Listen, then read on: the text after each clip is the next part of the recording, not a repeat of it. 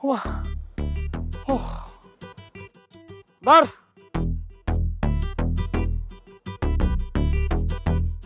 সামান্য রুটি কলা আনতে এতক্ষণ?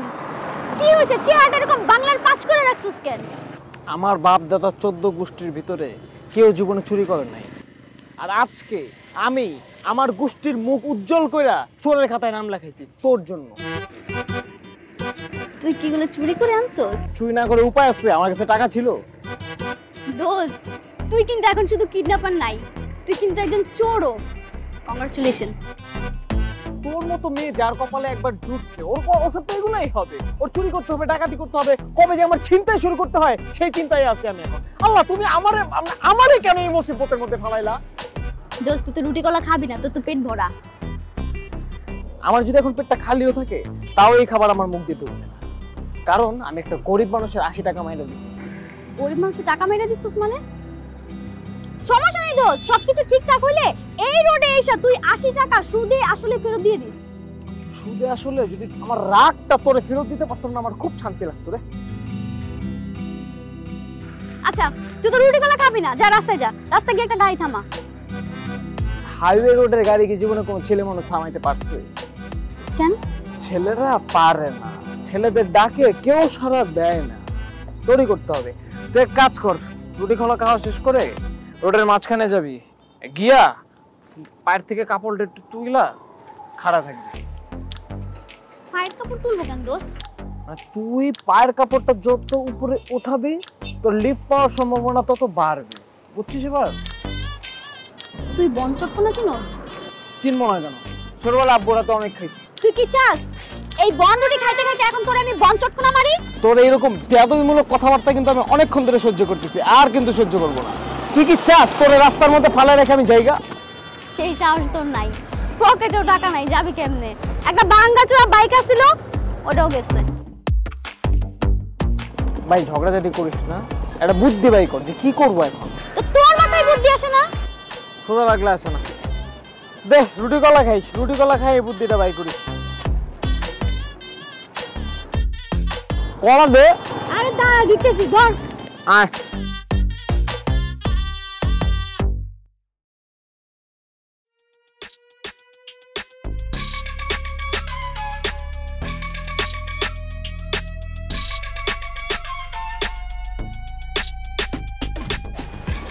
চাচা, বিয়েটি কি তাহলে হবে না? আমি এতগুলো টাকা দিয়ে লেহেঙ্গাটা কিনলাম, এখন কি হবে? দেখ, আমার টাকাটাই শেষ হয়ে গেল, নষ্ট হয়ে গেল। তিথি, জি বাবা। এই গর্ধবটাকে আমার চোখের সামনে থেকে দূর কর। মেয়ের খবর নাই, উনি সংসেজে বসে আছে। আচ্ছা বাবা। বাবা, ওদের কি কোনো খোঁজ পাওয়া গেছে? আমি তো এখনো মরে যাইনি। আইজি সাহেব আমার বন্ধু মানুষ, উনি বলেছেন 24 ঘন্টার ভেতরে আমাদের মেয়েকে আমাদের বাড়িতে পৌঁছে দেবে। বাবা, 24 ঘন্টা হতে তো অনেক সময় বাকি, আমরা কি এতক্ষণ হাতে হাত ধরে বসে থাকবো? বসে থাকবো তো কি হয়েছে, পুলিশ তো খুঁজে বেড়াচ্ছে। কিন্তু বাবা, সেই দিন থেকে রাত হয়ে গেল, এখনো কোনো খোঁজ নেই। আমি তোমার কিছুই বুঝতেছি না, তুমি পুলিশের আশায় বসে থাকবা? তোর এত কিছু বুঝতে হবে না, তোরা দুজন মিলে গিয়ে ঘুমা যা। কিন্তু বাবা। যা বলছি, যা।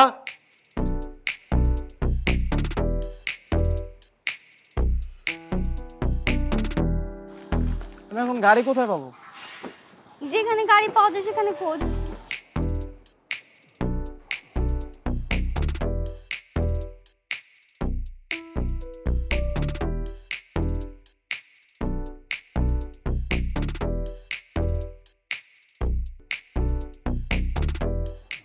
আর এটা বাইক। বাইকে তো হবে না, বাইকে তো দেব না। একটা গাড়ি আসতেছে, থামা। এটা পুলিশের গাড়ি।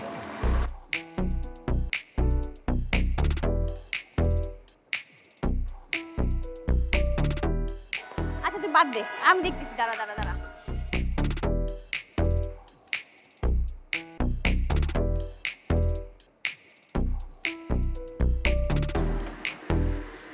ওই যাবে ভাই, একটু সামনে যাবো, একটু লিফট দেওয়া যাবে?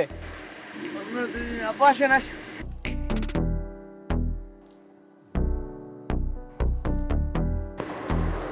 থ্যাংক ইউ ভাইয়া।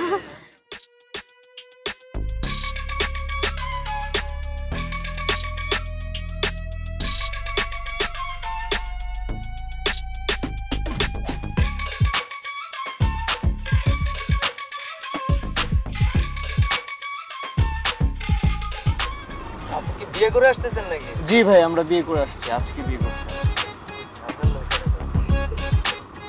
আপু মাশাআল্লাহ দেখতে সুন্দর আছে। হ্যাঁ হ্যাঁ, মাশাআল্লাহ। কাজী অফিস আমাদের এলাকায় ছিল। এটা আপনারটা সিঙ্গেল? ভাই সিঙ্গেল হলে বিয়ে করছে কেমন মেয়েটা? অনেকে ভ্যাস ধরে তো এই জন্য হলো। আপু আমরা ট্যুরে যাচ্ছিলাম, আপনি চাইলে যেতে পারেন। ভাই আর তুমি আমরা কয়েকদিন পরে হানিমুনে যাচ্ছি ভাই, বুঝছেন? আমরা দেশের বাইরে হানিমুনে যাব, তাই না বেবি? হ্যাঁ, ও আমরা দুবাই।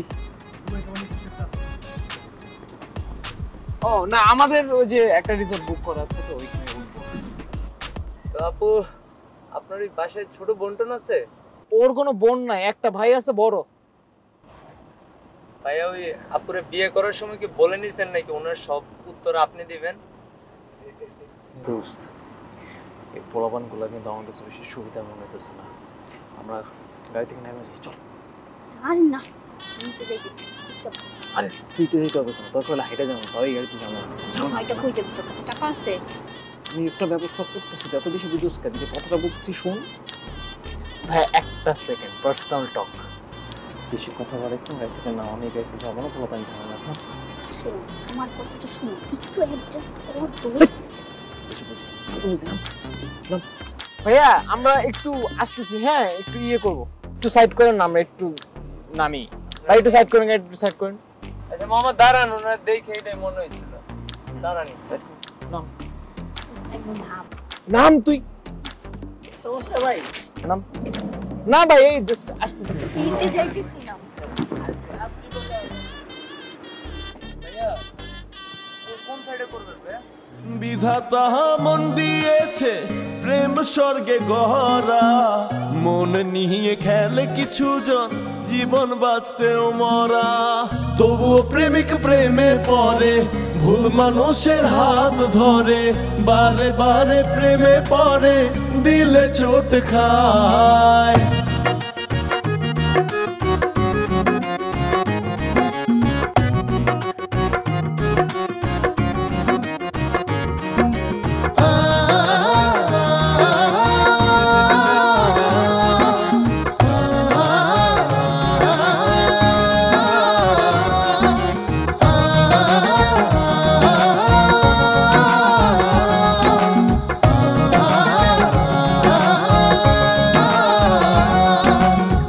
ভাঙলে মন জোড়া নেয় না, মন ভাঙলে জোড়া নেয় না, তাতে মনের কি দোষ?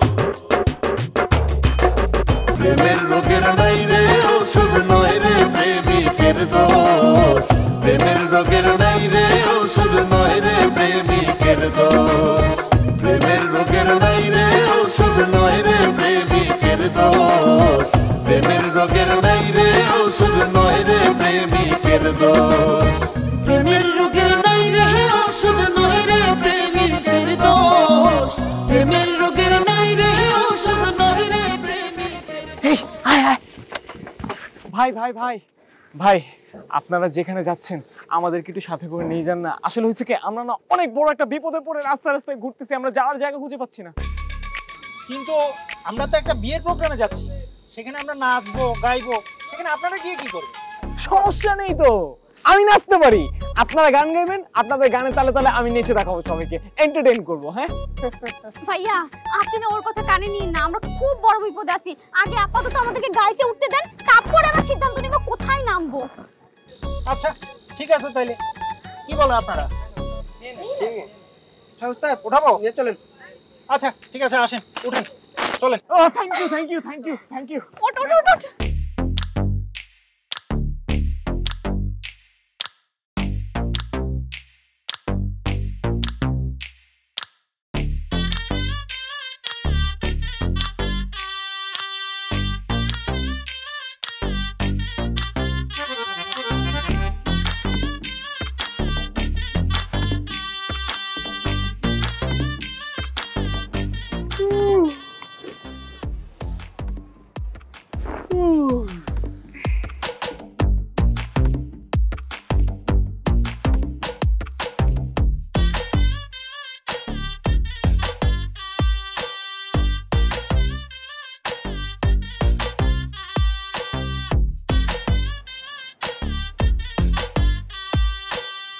আরে জামাই বাবাজি যে, আমার মেয়েকে তুমি কোথায় খুঁজে পেলে?